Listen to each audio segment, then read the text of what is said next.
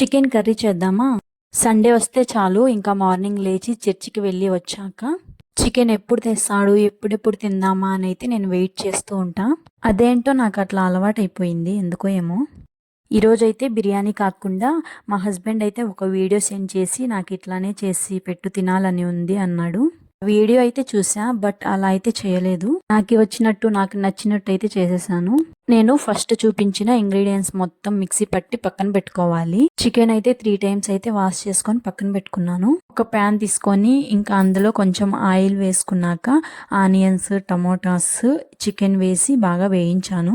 వెల్లుల్లి పేస్ట్ వేసి కొద్దిసేపు మూత పెట్టుకోవాలి. 2 మినిట్స్ తర్వాత పసుపు, సాల్ట్, గరం మసాలా వేసుకోవాలి. మనము ఫస్ట్ లో మిక్సీ పట్టుకున్నాం కదా, ఆ మసాలా మొత్తం వేసుకోవాలి. లాస్ట్ లో కరివేపాకు, కొత్తిమీర వేసుకున్న, కొంచెం వాటర్ కూడా వేసుకున్న, ఒక హాఫ్ గ్లాస్ అట్లా వాటర్ కూడా వేసుకున్నాను. చికెన్ కర్రీ అయితే రెడీ అయిపోయింది. సబ్స్క్రైబ్ చేసుకోండి.